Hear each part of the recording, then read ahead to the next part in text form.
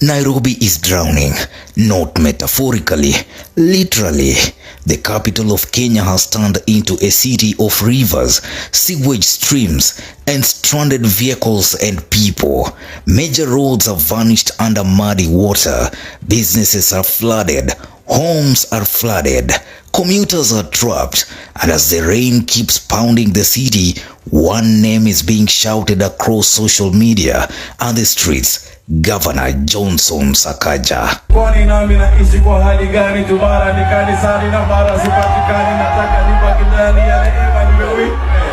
Nairobians are asking a brutal question. Is the governor asleep at the wheel while the capital sinks? Because what we are seeing on the streets right now looks less like a modern African capital and more like a city swallowed by its own neglect.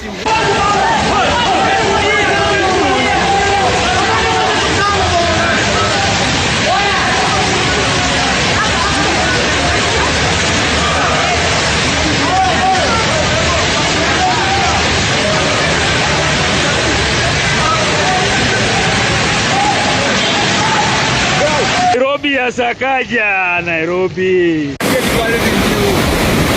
Hapa. Hiyo estate inaitwaje? Oh, this is Raila Odinga way, ama Mbagathi way ukipenda. Sasa uko mbele kuendeki, nyuma kuendeki. Mebas the station one.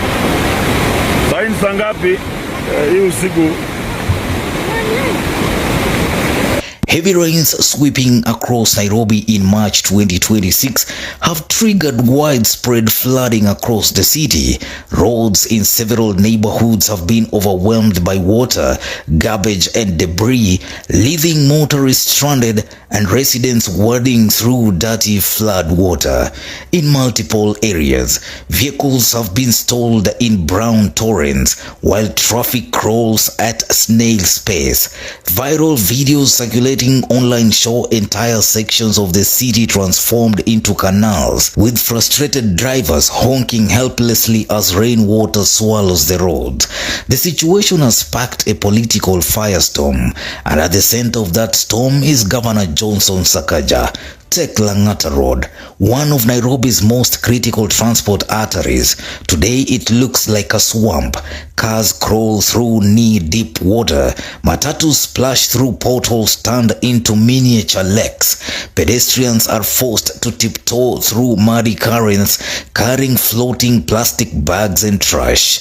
What should be a bustling corridor of commerce has become a waterlogged maze. Businesses along the road report flooded entrances and damaged goods.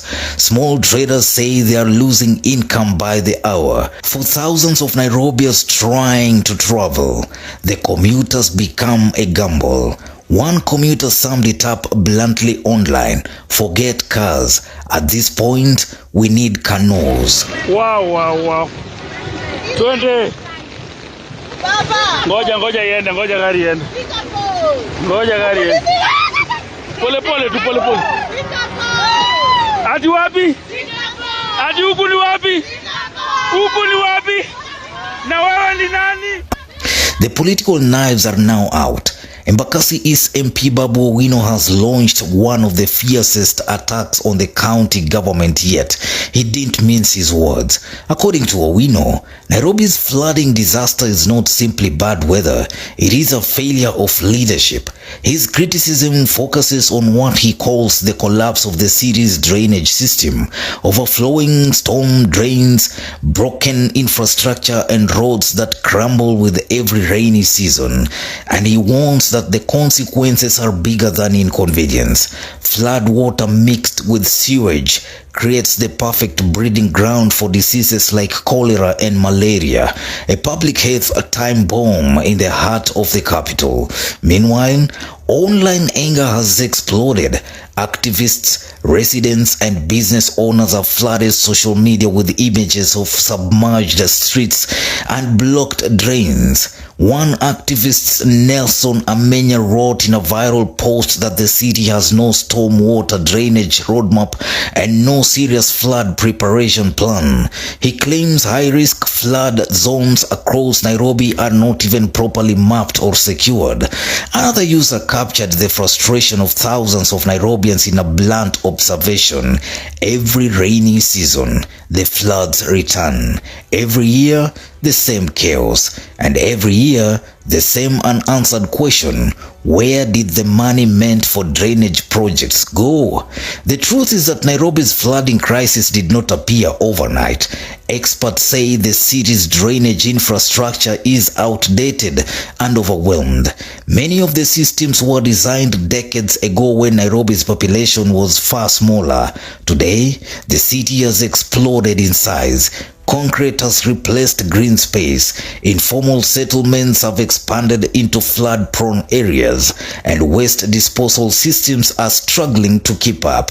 The result? Drainage channels clogged with plastic, dirt and debris. When heavy rain falls, the system simply collapses. What should be controlled stormwater flow turns into uncontrolled urban flooding. But the debate over responsibility is heating up. Some critics say Governor Johnson Sakaja's administration has failed to prioritize long-term flood management.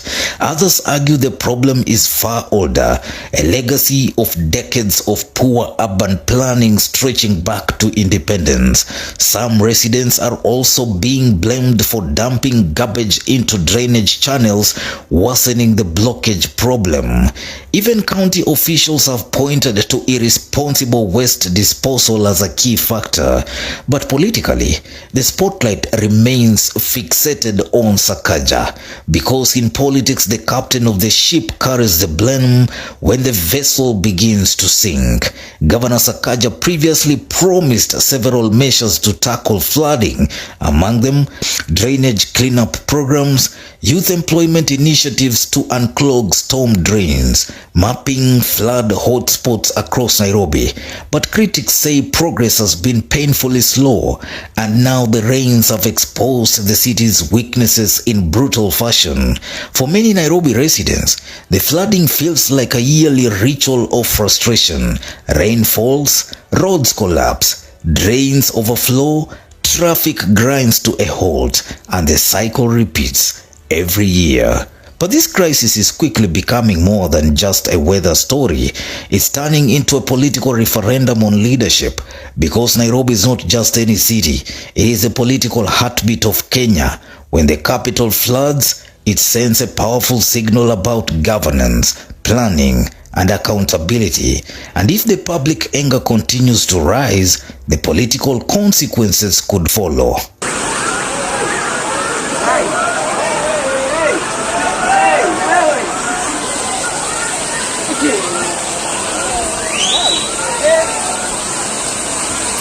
Right now, the rain has not stopped. Water still flows through Nairobi's streets. Businesses are still counting losses. Commuters are still stuck in gridlock. And thousands of residents are still asking the same question, echoing across the city tonight.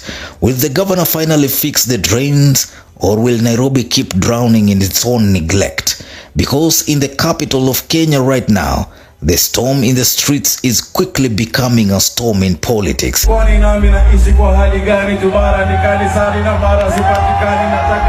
do you think?